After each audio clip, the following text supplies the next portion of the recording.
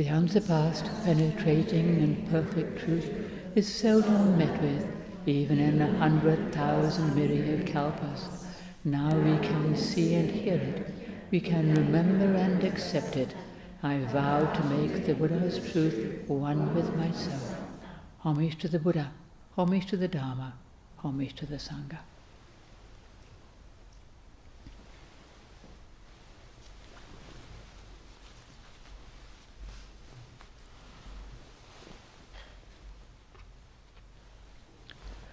So today I'm going to talk about Maitreya, whose festival we just celebrated.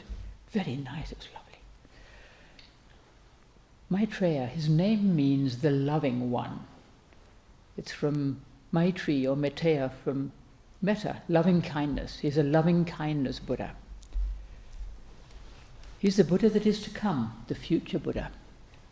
And he's waiting in the Tushita heaven for his moment, his time to be reborn as the next Buddha. Well, he's the oldest of the Bodhisattvas, because even the Buddha talks about him, and he doesn't talk about any of the others, but Maitreya he talks about in one of his scriptures, who will come and preach the Dharma like Shakyamuni did. Well, apparently there have been a lot of Buddhas before Shakyamuni, and there are going to be more Buddhas after, so that's encouraging, but there might be a long time between them. It could be billions of years between Buddhas, so, we don't want to wait. Well, there's different representations of Maitreya. Sometimes he's sitting with his feet down like this, ready to get up and help beings, just to get up and do it, And there's the contemplative Maitreya, that one little picture there, and the picture on that one there, and yeah.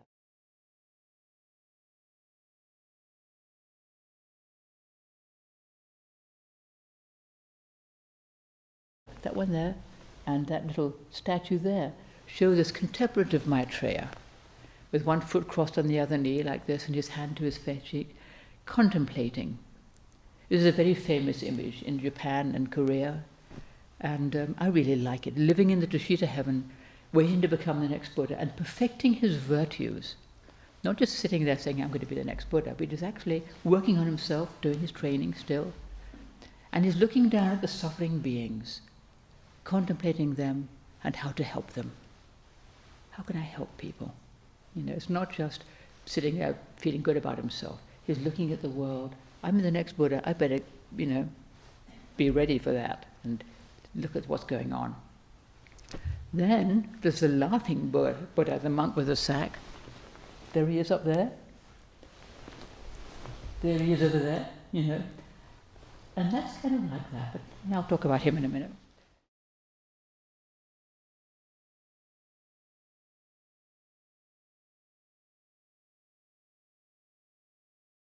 Well, this based on an actual person. There was a person, a monk called Putai or Hotei in Japanese, and he would walk around with a sack full of candy and sweets and toys and give them to children.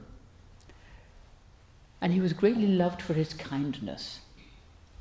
And at the end of his life, it's said that he recited a verse, Maitreya, Maitreya everywhere, yet people do not see him. And so people thought, he must have been Maitreya.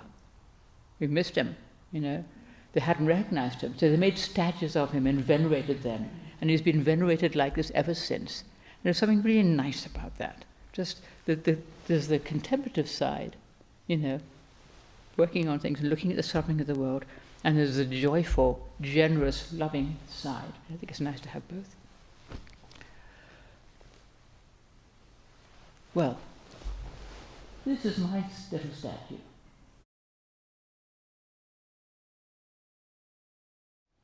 My little Maitreya. It looks just like Reverend Master Jiyu. He really does. If you knew her, you'd know what I mean. Really. Just like her. This lovely, joyful presence, Well, her boundless ease, her compassion, her kindness, boundless compassion and joy, even in the midst of all conditions, Today is her 100th birthday. She was born on the 1st of January, 1924, so it's her 100th birthday today.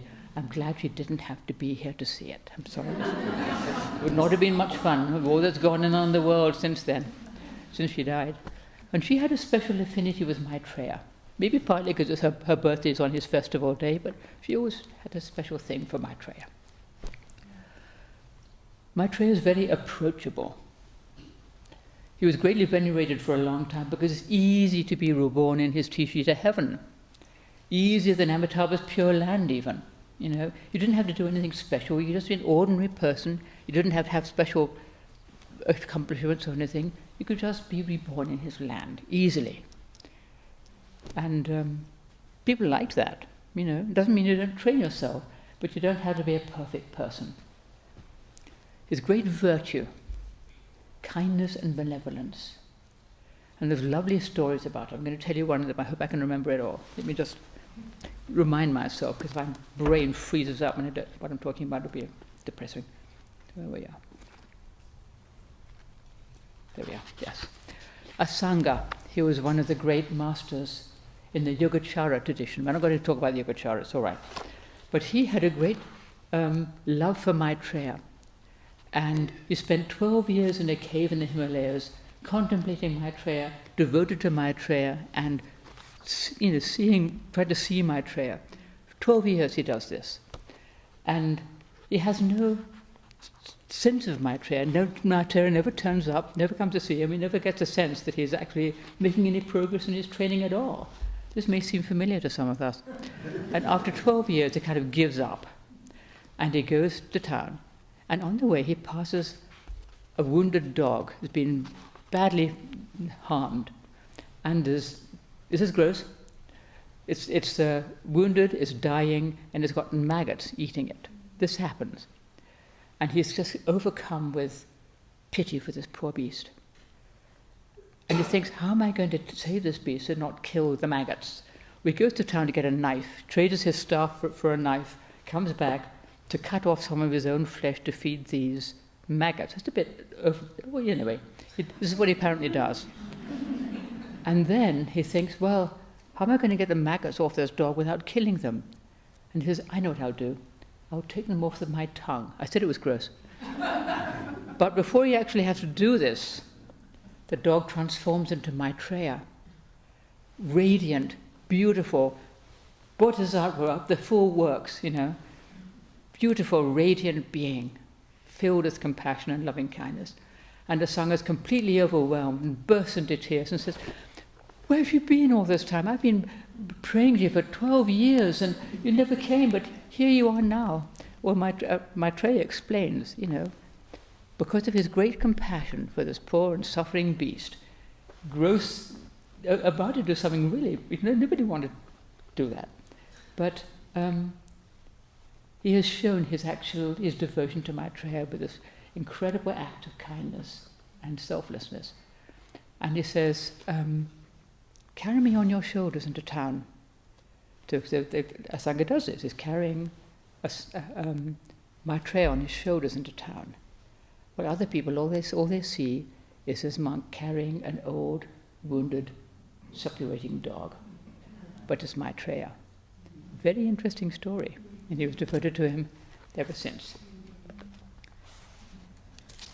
Then, there's another story. Xuanzang, the monk who went to India to gain the scriptures. They had this long journey, very, very famous, the journey to the West, Xuanzang. And he went to India to get copies of the scriptures so he could bring them back to China and translate them for the Chinese. Well, on his way, no, he is in India, that's it. He was in India on a boat in the Ganges. And the boat was attacked by pirates, very fierce, savage, bloodthirsty beings. And they robbed all the people, and they wanted to make a sacrifice to their god. And they saw Xuanzang, who was sitting there very still and dignified, and thought, he'd make a great sacrifice. So they took him and said, we're going to cut head off and sacrifice you. He said, well, just wait a few minutes, let me just still my mind until I'll be ready for this. He didn't resist, he just said, let me just be still. And he sat and contemplated Maitreya, because he was devoted to Maitreya. And he was so enwrapped in bliss contemplating Maitreya, he completely forgot about the pirates and everything. And a great storm came up, and all the pirates were overwhelmed, and the trees were uprooted, and the boat was, sinking and so forth. And the pirates were completely flabbergasted. Oh dear, we better not kill this guy. Clearly he has friends in high places, and we'd better, do something different. So they actually repented completely of their acts and became disciples. They took the precepts.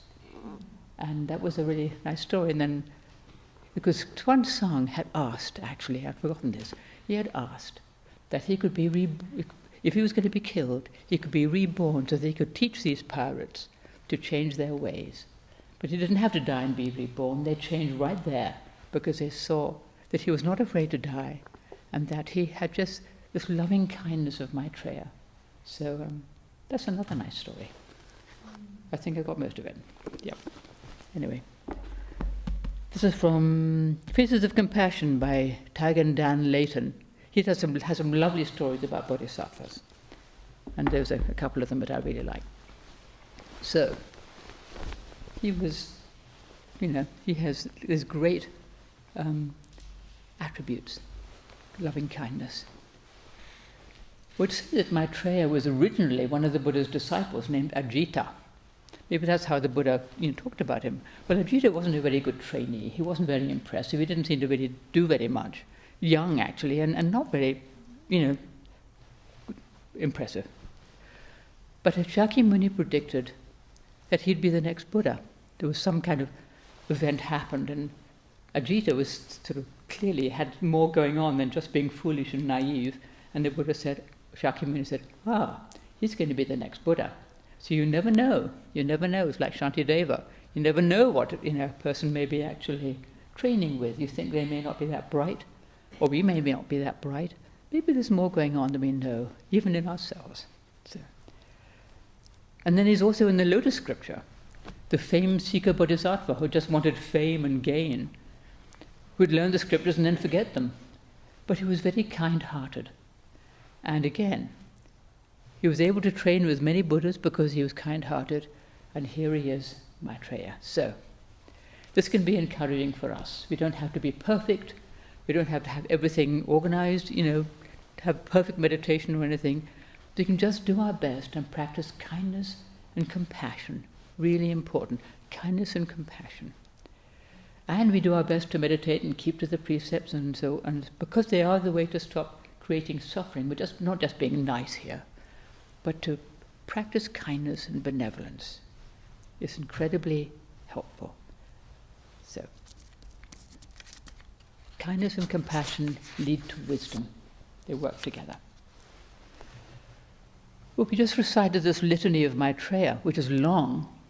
Every now and then I think, should we shorten it? But I couldn't take any of those beings out as wonderful lords of healing, and the beings with resolute eyes watching beings, and one's waiting for, spending eons with a single person, How could you take any of those people out? So here we are, we have them all. And they're all attributes of those who live in Maitreya's dwelling place, the Tushita heaven. Because they're really actually attributes of Maitreya. They all exemplify wisdom, deep wisdom, and compassion and benevolence, appearing in different forms to help beings. There's a few of them just struck me particularly with this talk.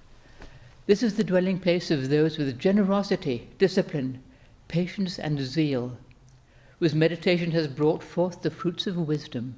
That's all the 6 paramitas of a bodhisattva, the practices that bodhisattvas do.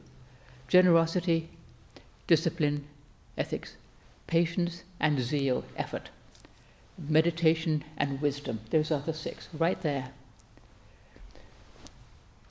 This is the dwelling place of those whose wisdom is as vast and far-reaching as space itself.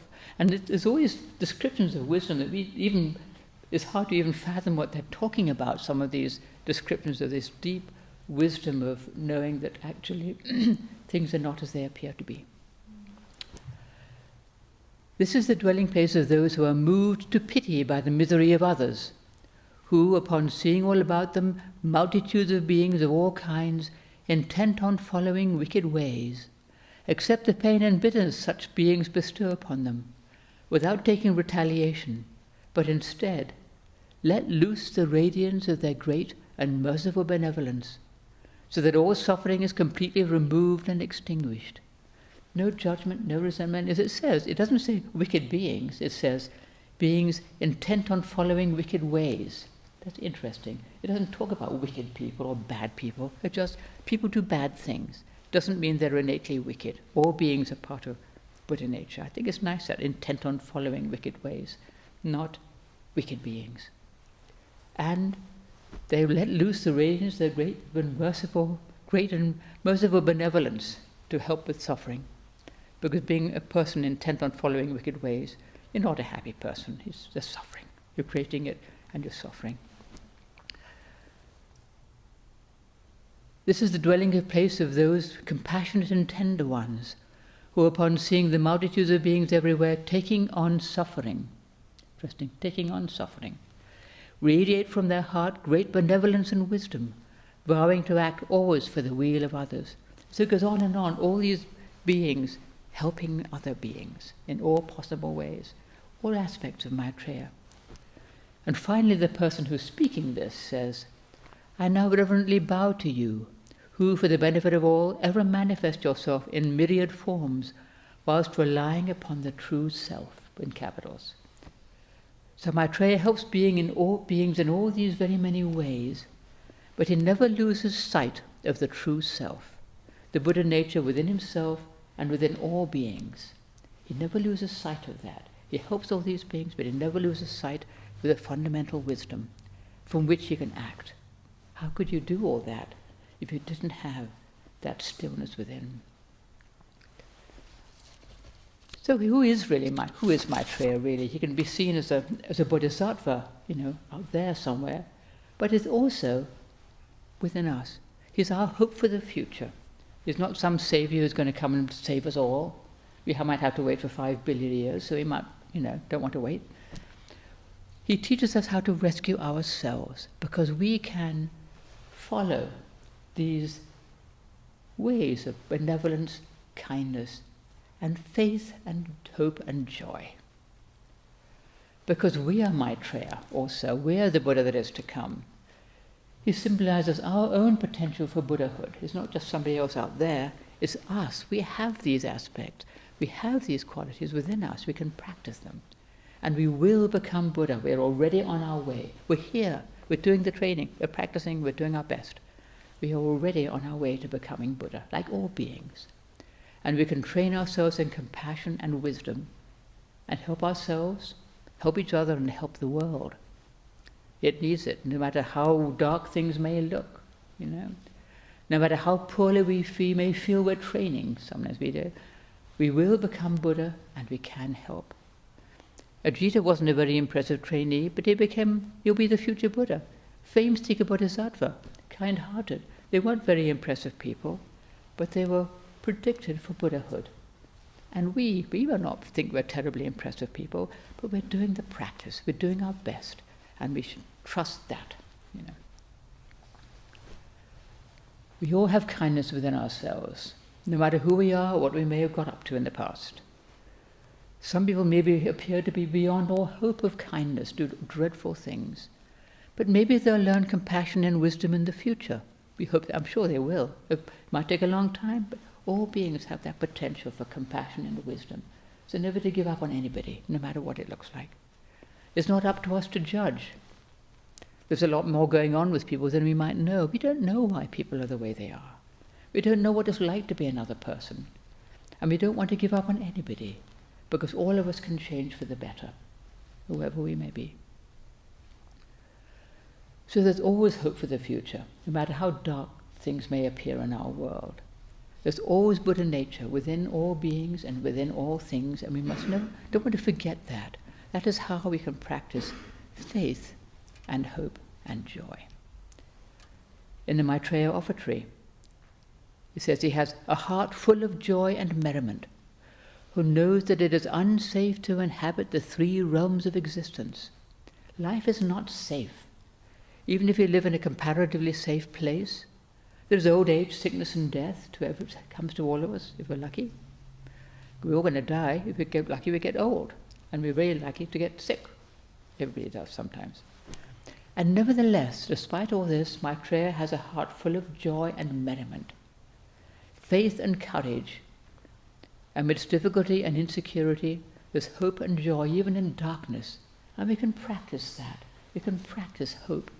And we can allow joy into our life. We don't have to be constantly dwelling on the awfulnesses, but just to allow joy to arise.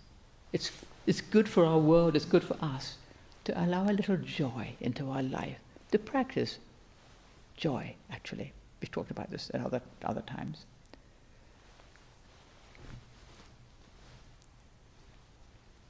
Life has always been unpredictable and unstable. It's always been hard. In ancient times it was worse. People were slaughtering each other all the time. Well, they are now. But not quite so universally as it used to be, it seems. Who knows? But it's always been a bit like this. It's samsara, after all.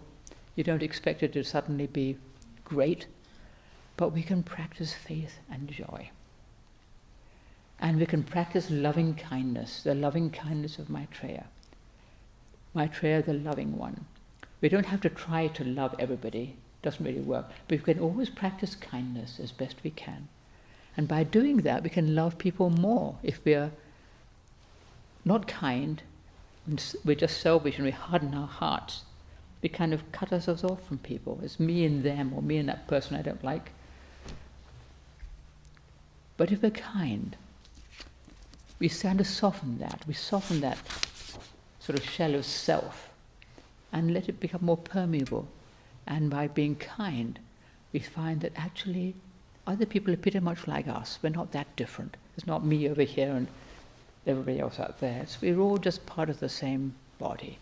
By being kind, practicing kindness, we allow that loving kindness, that loving aspect to come forth. But we don't have to try and create it, because it's actually already there within us. We don't have to manufacture something. We just have to let it out. Our world really needs kindness, the antidote to hatred and anger. So we can practice kindness and we can offer merit to other beings and to our world. It really needs it. Loving kindness, hope and joy. There is joy. There is hope for the future. We are the Buddha of the future. All of us, all beings. We're on the way even now, as I said. Doing our training, going on and doing our best. Practicing courage and faith and kindness. Because life is unsafe and everybody has suffering. No matter who they are, everybody needs kindness. So as I've said, today is Reverend Master Jiyu's 100th birthday. And she exemplified the life of faith and courage and hope and joy no matter what was going on. There's some awful thing would be going on. And she would laugh, And she had this sort of comforting presence because of her faith, her deep faith, and knowing it is unsafe to inhabit this world, and yet you just do your best. And there is something beyond the immediate things, much deeper than our little circumstances, in which we can take refuge. The true refuge of Buddha nature that everybody has, that is within everything. We can always come back to that, our true refuge. And that is how we manage to live a life of faith and kindness and joy. So, Reverend Master's example, she could be tough. The loving kindness is much deeper than just being nice to people, because she really wanted the best for people. And sometimes it was not sweetness. She could be really, really tough, I know. And yet I'm so grateful to her because she was like that. She wasn't just nice. She was really deeply wise and always sat still and in the midst of all conditions in that deep-rooted faith in the Dharma, faith in the three treasures. So we remember her with gratitude on this New Year's Day.